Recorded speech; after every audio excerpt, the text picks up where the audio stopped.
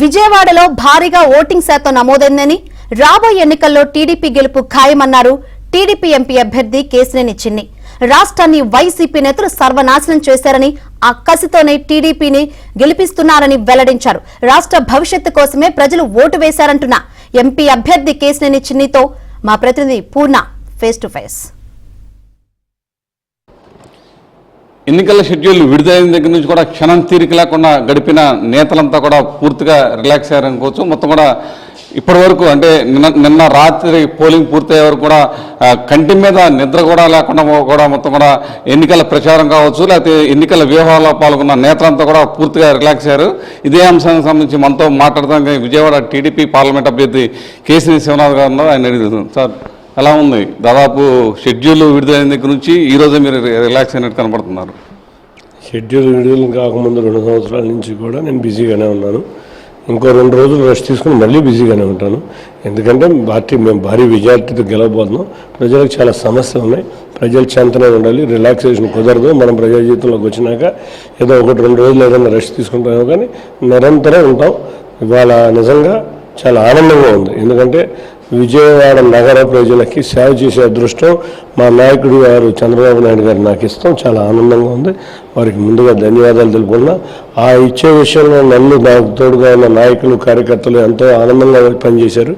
అందరికీ ధన్యవాదాలు. ఇక ముఖ్యంగా విజయవాడ నగర ప్రాంత ప్రజలే కాకుండా విజయవాడ పార్లమెంటు ప్రజలందరూ కూడా భారీ ఓటింగ్ శాతం 82% పైన వచ్చే ఓటింగ్ శాతం అంటే ఒక ఆశ్చర్యకరమైన రీతిలో నగర ప్రాంతమైన ఈ దీంట్లో 65% అర్బన్ పాపులేషన్ ఉన్న విజయవాడ ప్రాంతంలో 82% ఓటింగ్ అంటే దేశంలో ఎక్కడ కూడా జరగలేదు. అంత విధంగా జరిగినందుకు విజయవాడ పార్లమెంటు ప్రజలందరికీ ధన్యవాదాలు తెలుపుకుంటున్నాను. ఇంకోటి ప్రధానంగా చూస్తే మీరు 2014లో మీ సోదరు గారికి మొత్తం కూడా వెనకుండి మొత్తం కూడా నడిపించే పరిస్థితి నెలకొంది.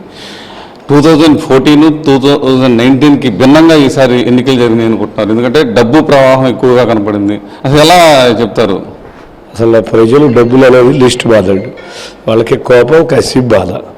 కోపం ముందు ఈ ప్రభుత్వాన్ని పారదర్శకంగా కోపం, కసి చంద్రబాబు నాయుడు గారిని అరెస్ట్ చేశారనే కసి, బాధ రాష్ట్రం చాలా ఇబ్బందుల్లో అనేది ఒక బాధ. ఈ మూడింటితో ఓటేశారు. మీరు చూస్తే పొద్దున్న 7ంటికి ఒక్కొక్క బూత్ దగ్గర 300 నుంచి 350 మంది క్యూ లైన్లు ఆడవాళ్ళు వృద్ధులు ఉన్నారంటే వాళ్ళకి ఎంత కసితో ఓటేశారో మనం అర్థం చేసుకోవచ్చు. తప్పకుండా ఇవాళ తెలుగుదేశం కూటమి అభ్యర్థులు భారీ మెజార్టీ సాధించబోతున్నారు. అంతేకాకుండా మీరు అన్నట్లు ప్రజలు బాగా తెలివిగా వ్యవహరించారు. అసలు డబ్బులు విషయంలో అసలు వాటిని ఎక్కడో కొన్నిసార్లు జరిగినా వాటిని తీసుకున్నా కూడా తెలుగుదేశం పార్టీకే ఓటేశారు. ఇంకోటి, మీరు గత 10 ఏళ్ల క్రియాశీలక రాజకీయాల్లో ఉన్నారు. ఎప్పుడు లేని విధంగా నిన్న ఉదయం పోలింగ్ చూస్తే కనుక పోలింగ్ స్టార్ట్ అవ్వక ముందు నుంచి కూడా చాలామంది ఉన్నారు.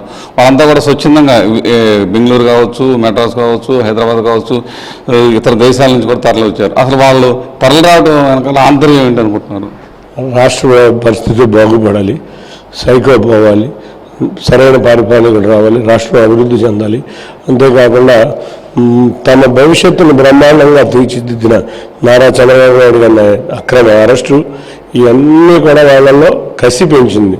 కాబట్టి నేను బుద్ధం చూస్తే మీరు నందిగామ నియోజకవర్గం వ్యక్తి వచ్చి నా దగ్గరికి నైట్ ఫ్లైట్కి లండన్ నుంచి వచ్చాను, వాళ్ళు ఈవినింగ్ ఫ్లైట్కి వెళ్ళిపోతున్నాను, ఓటేసి వెళ్ళిపోతున్నాను అని వచ్చాను. ఇట్లా ఎంతోమంది వ్యక్తులు రాష్ట్ర బాగు కోసం ప్రయాణాలు లెక్క చేయకుండా, ఛార్జీలు లెక్క చేయకుండా, దూరాలు కూడా లెక్క చేయకుండా వచ్చిన సంకేతం రాష్ట్రం భారీ మార్పు కోరుకుంటుంది.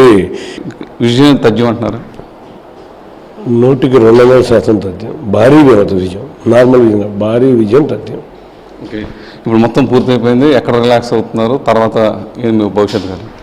ఎక్కడ రిలాక్స్ అయ్యేది 2-3 రోజులు హైదరాబాద్ వెళ్ళటం, పనులు చూసుకుంటాం, మళ్ళీ విజయవాడ రావటం, మళ్ళీ పనుల మీద. రిలాక్సేషన్ అనేది ఏ ప్రజా జీవితంలో ఎంటర్ అయినాక చంద్రబాబు నాయుడు గారు లాగా పని చేయాల్సిందే. కానీ రిలాక్స్ అయితే ఒకసారి కూడా ఊరుకోరు. కాబట్టి రిలాక్సేషన్ అనేదే లేదు. కంటిన్యూస్గా ప్రజలతోనే ఉంటాం. ఓకే, తనకైతే రిలాక్సేషన్ మాత్రం ఏమాత్రం లేదు. ఎందుకంటే చంద్రబాబు గారు ఏ విధంగా అయితే పనిచేస్తారో తాము కూడా అదే విధంగా పనిచేస్తాం, అదే స్ఫూర్తితో తాము ప్రజా జీవితంలోకి వచ్చామని చెప్పి కూడా కేశినేని శివనాథ్ చెప్తున్న పరిస్థితి నెలకొంది. ఎందుకంటే ఒక 2-3 రోజులు హైదరాబాద్ వెళ్తాను, ఆ తర్వాత మళ్ళీ యథావిధిగా వచ్చి ప్రజా జీవితంలో పాల్గొంటానని చెప్పి శివనాథ్ చెప్తున్న పరిస్థితి. వీడియో జర్నలిస్ట్ నాగరాజుతో పూర్ణ ఏమీ నాంద్రవతి విజయవాడ నుంచి.